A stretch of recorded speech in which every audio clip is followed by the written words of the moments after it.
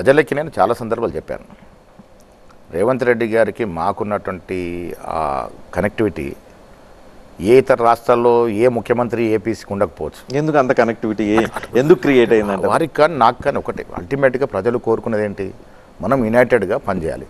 యునైటెడ్గా ఉండి ప్రజలు ఆశించిన మేరకు వారి ఆకాంక్ష మేరకు పాలన జరగాలి. ఆ రకంగా పోతా ఉంది. అదే నేను ఇప్పటివరకు జరిగిన discussion one side of the coin, second side of the coin కూడా అదే చెప్తున్నారు.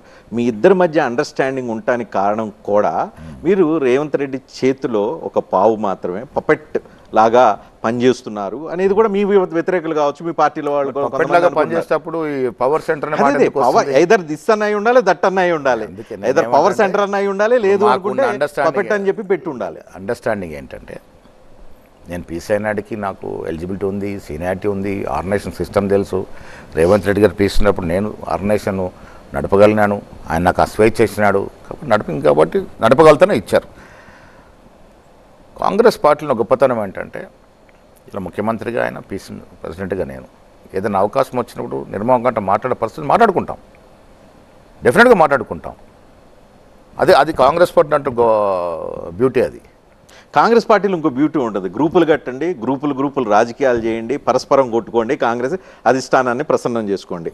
అట్లా ఉంటేనే కాంగ్రెస్ పార్టీ కలిసి వస్తుంది, అచ్చి వస్తుంది. అలానే ఇప్పటివరకు రాజకీయం దేశం మొత్తంలో జరిగింది, ఆంధ్ర తెలంగాణ యునైటెడ్ ఆంధ్రప్రదేశ్లో అదే జరిగింది, ఇప్పుడు కాంగ్రెస్లో కూడా అదే జరుగుతుంది. తెలంగాణ కాంగ్రెస్లో గతం వేరు, ఇప్పుడు వేరు. రాష్ట్రంలో మీరు చూసారు ఎన్నికలకు ముందు సరే మా దగ్గర కూడా చాలా సందర్భాల్లో రేవంత్ రెడ్డి గారికి సీనియర్లకి తగాదాలు జరిగేవి.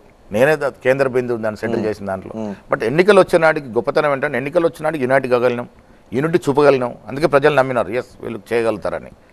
రేవంత్ రెడ్డి గారు పీస్గా అధ్యక్షుడు ఉండడం కూడా మనకు సహకారమైంది. అప్పుడు ఆయనకు దూకుడుతనం ప్లస్ ఆయన కొద్దిగా ప్రజలు ఆదరణ ఉండడం, ఆయన మాట్లాడే విధానము, ఆయన ఎలక్షనరింగ్ మెథడ్, ఇవన్నీ కూడా లాభం పడ్డాయి. Revanth Reddy bench mark set చేసి పెట్టాడు. దూకుడుగా ఉండాలి, ఎదుటోళ్ళని తిట్టాలి, ఎదుటోళ్ళ మీద దూకుడు స్వభావంతో రాజకీయం చేయాలి, అదే ఒక బెంచ్ మార్క్ సెట్ చేసి పెట్టాడు. ఇప్పుడు మహేష్ గౌడ్ సాఫ్ట్, చాలా సింపుల్, చాలా కూల్, ఎవరిని ఏం అనరు, మృదు స్వభావం, ఈ టైప్లో నడుస్తుంది. ఈ మ్యాచ్ ఎక్కడ చేయలేకపోతున్నారు కదా. రేవంత్ రెడ్డి గారిలో బాగా మార్పు వచ్చింది, చూస్తలేదు. ముఖ్యమంత్రి ఏం లేదు, మార్పు ఎక్కడ వచ్చింది, తిట్లు పెరిగినాయి. ఇంకా ఇప్పుడు వితిన్ మా పార్టీలో కూడా రేవంత్ రెడ్డి గారు చాలా మార్పు చూస్తూ ఉన్నాను. ముఖ్యమంత్రి అవ్వకముందు మీరు చూస్తున్నారా పిసిసి అధ్యక్షుడు కూడా చాలా దూకుడుగా ఉండేది. చాలా సందర్భాల్లో జగ్గారెడ్డి విషయంలో కానీ, కోమరెడ్డి విషయంలో కానీ చాలా దూకుడుగా ఉండేది.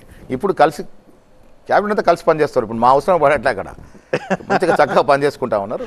అంటే మారారు, ముఖ్యమంత్రి అయిన తర్వాత కూడా మారినాడు. పిసిసి అధ్యక్షుడు నేను, మా ముఖ్యమంత్రి కూడా అదే ఒపీనియన్తో ఉండే, చాలా నెమ్మదిగా ఉంటాడు, సాఫ్ట్గా ఉంటాడని. నేను ఆ రోజు ముఖ్యమంత్రికి చెప్పాను, నేను సాఫ్ట్గా ఉంటాను, నేను కరాటేలో బ్లాక్ బెల్ట్ అనే మాట చెప్పాను. అవసరం అనుకున్నప్పుడు ఫర్మ్ డెసిషన్ తీసుకోవడం కూడా వెనకాడం. మీరు స్వేచ్ఛగా